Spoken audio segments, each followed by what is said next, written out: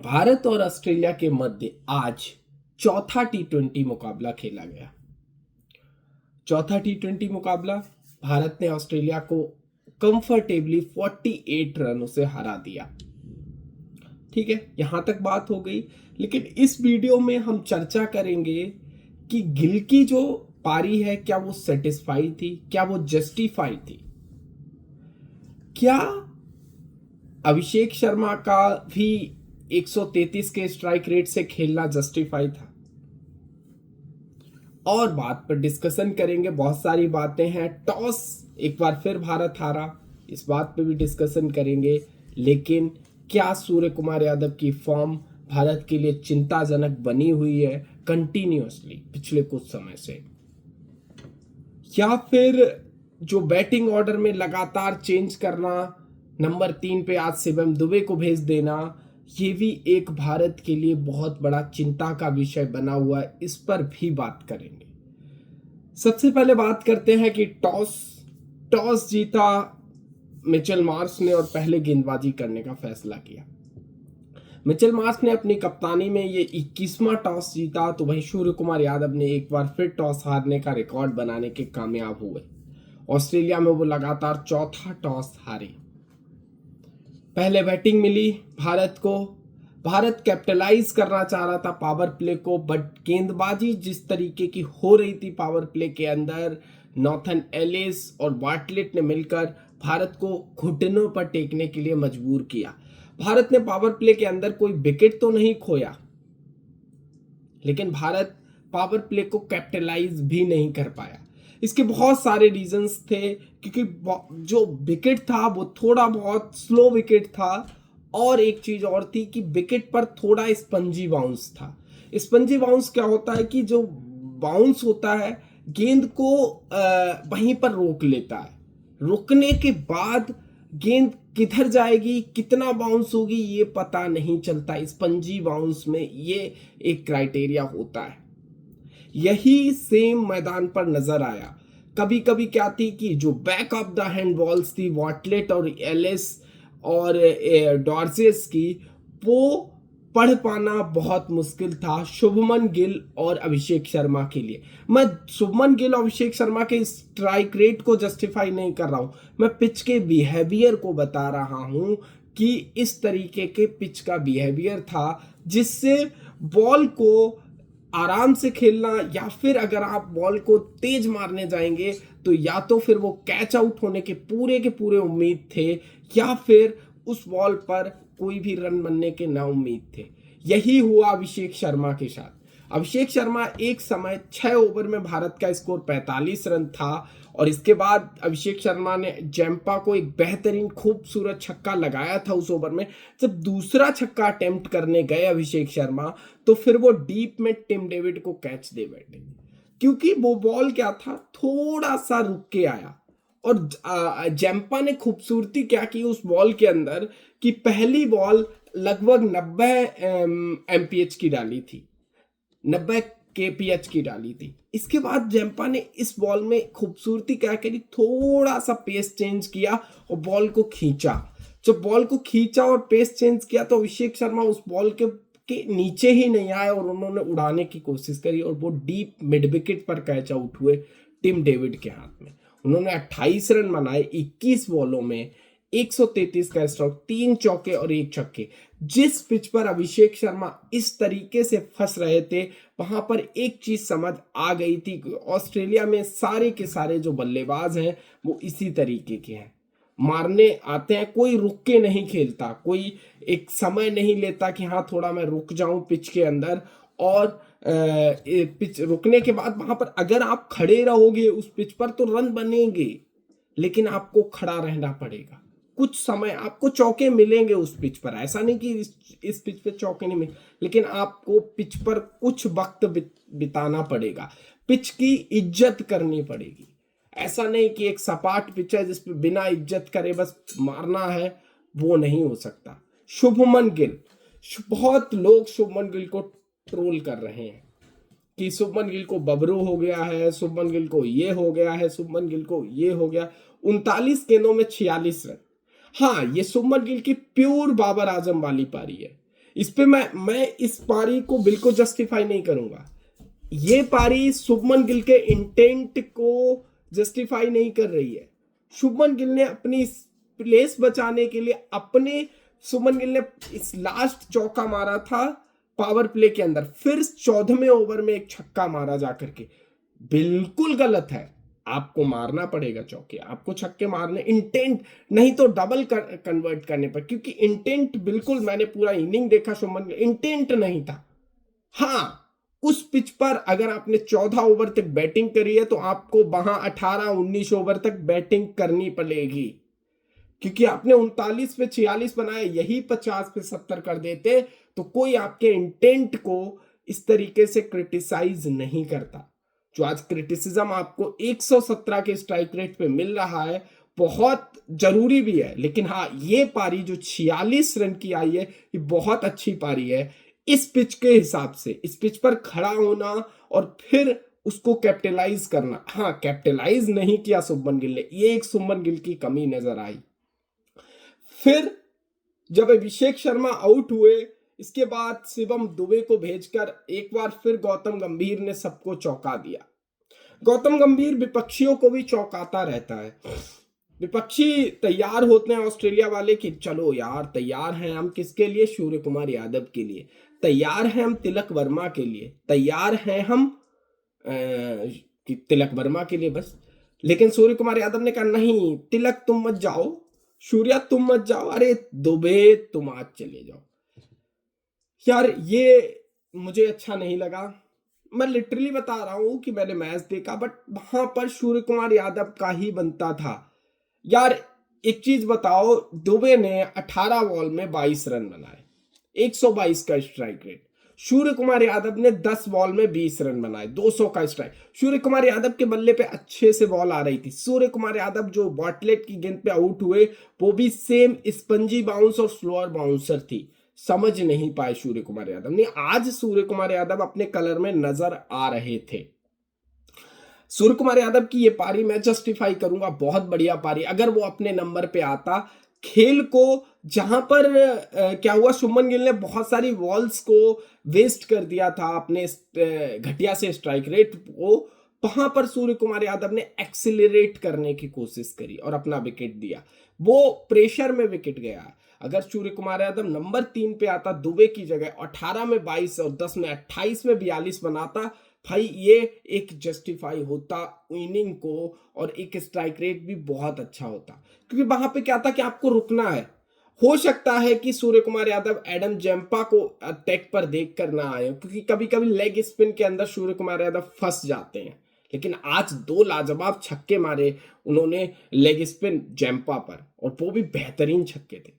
हाँ, मुझे वो लगा कि वो छक्का हो जाएगा, लेकिन वो टिम डेविड ने अच्छा कैच लिया। टिम डेविड फाइन लेग से भागकर डीप मिड विकेट पे जाके कैच लिया, लगभग 20-25 मीटर की दूरी तय करी और गेंद आसमान के बहुत ऊपर चली गई थी। टेक्निकलिटी में सूर्य कुमार यादव की पारी बहुत अच्छी है। 20 रन की 10 बॉल, इस पिच पर 200 के स्ट्राइक रेट से खेलना, यही अपने में बहुत बड़ी बात है। क्योंकि अच्छे इस पिच पर, धुरंधर इस पिच पर धराशायी हो गए। और ये चीज सूर्य कुमार यादव ने, शिवम दुबे को भेजना बिल्कुल अनजस्टिफाई था, क्योंकि आप शिवम दुबे की जरूरत नीचे है, नीचे फास्ट बॉलर हो चाहे स्पिनर। शिवम दुबे की एक चीज मैंने देखी है, स्पिनर पे तो शिवम दुबे नजर आता, जैसे ही फास्ट बॉलर शिवम दुबे को मिलता है, शिवम दुबे की कैची बंद हो जाती है, शिवम दुबे पर शॉट्स नहीं लगते हैं। तो अभी भी हार्दिक पांड्या की इस सेटअप में कमी खल रही है, क्योंकि शिवम दुबे उस तरीके के मुझे नहीं लगता कि अच्छी बैटिंग कर रहे हैं। क्योंकि आपने नंबर 3 खेल लिया, लेकिन कभी कभी क्या होता है, आपका नंबर बिगाड़ दिया जाता है। कभी आपसे ऊपर हर्षित राणा को प्रायोरिटी दी जाती है, कभी आपको इतनी बड़ी प्रायोरिटी दी जाती है कि सबसे ऊपर चले जाओ। ये भी तो एक गलत बात है। चलो कोई बात नहीं, इस बात पर इतना डिस्कशन नहीं करना है। लेकिन हाँ, गौतम गंभीर की ये सोच को बहुत गलत सोच है, और इस सोच को कोई भी, मैं भी प्रूफ नहीं कर सकता। तिलक वर्मा, आज जो पिच थी तिलक वर्मा वाली पिच थी। तिलक वर्मा को जो दुबई के मैदान पर जिस तरीके की पारी खेली, आज तिलक वर्मा को वो पारी खेलनी चाहिए। और मुझे उम्मीद थी कि इस जो बैटिंग लाइनअप में दो बंदे ऐसे हैं जो इस पिच पर खेल सकते हैं, एक तिलक वर्मा और दूसरा शुभमन गिल। मुझे नहीं उम्मीद थी दुबे, सूर्य कुमार यादव, वाशिंगटन सुंदर, क्योंकि तिलक वर्मा पे ये उम्मीद, Tilak Varma technically sound batsman है। और लेकिन तिलक वर्मा के साथ क्या हुआ, तिलक वर्मा के साथ प्रॉब्लम ये हुई कि वो रिवर्स स्वीप मारने गए जैम्पा की गेंद पर, जॉस इंग्लिश को कैच देके, वहां पर तिलक वर्मा थोड़ा पिच को नहीं रीड कर पाए। मुझे ऐसा लगता है कि ऐसा नहीं, ये बैट्समैन बहुत खूबसूरत है, लेकिन पिच को कभी कभी आपको रीड करना पड़ेगा और पिच के हिसाब से आपको बैटिंग करनी पड़ेगी। 5 रन बनाए जितेश शर्मा के लिए, पिच नहीं थी। 3 रन बनाए वाशिंगटन सुंदर ने, 12 रन 7 बॉलों में शानदार पारी खेली। तो भाई अक्षर पटेल ने लास्ट में एक कैमियो दिखाया। हाँ, अक्षर पटेल ने थोड़ी गलती करी कि लास्ट में वो सिंगल लिया, अर्शदीप को दिया, अर्शदीप आउट हुए, फिर वो 1-2 गेंद खाली हुई। भारत ने फिर भी 20 ओवर में 167 रन बनाए। और 100 ऑस्ट्रेलिया की बॉलिंग पर नजर रखें तो ऑस्ट्रेलिया की बॉलिंग में अच्छी बॉलिंग करी ऑस्ट्रेलिया के फास्ट बॉलर्स ने। उन्होंने कटर्स और स्लोअर वंस पे बहुत डिपेंड किया, इसीलिए उनकी बॉलिंग बहुत अच्छी हुई। बेन रॉजर्स ने 4 ओवर में 31 रन, कोई विकेट नहीं भाई। वाटलेट ने 4 ओवर में 26 रन, 1 विकेट। नॉर्थन एलिस ने 4 ओवर में 21 run, 3 wicket. Marcus Stoinis 4 over 41 run, 1 wicket. Adam Zampa 4 over 45 run, 3 wicket. Australia ने अपने सारे के सारे बॉलर यूज करे, मैक्सवेल का यूज नहीं किया और इस पिच पर बनता भी नहीं था मैक्सवेल का। ऑस्ट्रेलिया 168 के जवाब में जब मैदान पे उतरी तो एक समय ऑस्ट्रेलिया का स्कोर शानदार चल रहा था। 6 ओवर में उन्होंने लगभग 50 रन लगा दिए थे। पहला झटका उनको 4.5 ओवर में मैथ्यू शॉट के रूप में मैथ्यू शॉट के रूप में अक्षर पटेल LBW, अंपायर उनको आउट नहीं देते हैं, लेकिन वो 3 रेड्स और उनको पता था कि वो LBW हो गए। अंपायर ने वो आउट इसलिए नहीं दिया, अंपायर को लगा इम्पैक्ट आउटसाइड ऑफ है, but impact in the line था और आउट हुए। 25 रन बनाए। ऐसा था कि शुरुआती 6 ओवर में बॉल थोड़ा नया होता है, कड़क होता है, वहां पर रन बनते हैं। ऐसी पिचों पर आपको अक्षर पटेल, आपको अर्शदीप सिंह जो शुरुआत में ज्यादा प्रेशर ले गए खुद के ऊपर, इसीलिए अर्शदीप सिंह वहां पर पिटते हुए नजर। अर्शदीप सिंह ने कटर्स का इस्तेमाल नहीं किया पहले 2 ओवर्स में। अर्शदीप सिंह ने लेंथ को पीछे खींचा। जब आप लेंथ को पीछे खींचते हैं, ऑस्ट्रेलियन बैट्समैन बहुत अच्छा पुल शॉट खेलते हैं और शॉर्ट गेंद के तो वो खिलाड़ी माने जाते हैं। लेकिन आज शिवम दुबे ने जो ऑस्ट्रेलियन बैट्समैन को फंसाया है अपनी शॉर्ट बॉलिंग से, वो गजब था भाई। मतलब शिवम दुबे एक अंडररेटेड बॉलर आया है भाई। एशिया का फाइनल निकाल लो या फिर यहां, मतलब ये गेम इतना इजी गेम था शिवम दुबे के लिए। ऑस्ट्रेलियंस टिम डेविड जैसा बल्लेबाज उनकी शॉर्ट बॉल पे फंस जाता है, सूर्य कुमार यादव को कैच दे देता है। इसके बाद जो दुबे विकेट लेते हैं वो भी बहुत खतरनाक विकेट लेते हैं। मिचेल मार्श कप्तान का विकेट लेता है, उनको भी शॉर्ट बॉल पे। अर्शदीप सिंह ने डीप में बहुत बेहतरीन कैच लिया, क्योंकि वो दौड़ के एकदम कैच ले रहा, फिर बाउंड्री लाइन को भी चेक करना, बहुत चीजें अर्शदीप सिंह ने अच्छी करी आज। तो ऑस्ट्रेलिया, मिचेल मार्श कप्तान, साझेदारी अच्छी चल रही थी, लेकिन मिचेल मार्श वहां पर आउट हुए। पहले मैथ्यू शॉट आउट हुए, फिर जॉस इंग्लिश का विकेट गिरता है 67 के निजी स्कोर पर। जॉस इंग्लिश को अक्षर पटेल बापू भाई खड़ा ही नहीं होने देते। जॉस इंग्लिश और अक्षर पटेल का जो आमना सामना जब भी हुआ है तो अक्षर पटेल ने इंग्लिश को आउट किया है और मात्र 8 के एवरेज से इंग्लिश भाई साहब ने रन बनाए अक्षर पटेल के खिलाफ। 2 बार तो LBW की ऐसी अपील हुई, मुझे लगा आउट है, हाँ उसमें इम्पैक्ट आउटसाइड ऑफ थे। एक बार कैच की मतलब आवाज आई भाई, रिव्यू ले लिया हमारे सूर्या भाई ने, तो मतलब जॉस इंग्लिश पूरी तरीके से फंसे नजर आए। ऐसी विकेट थी जॉस इंग्लिश की कि जो कभी भी गिर सकती थी अक्षर पटेल के सामने, कभी भी सरेंडर करने के लिए रेडी था अक्षर पटेल के सामने। यही हुआ, 12 रन बनाए 11 बॉलों में।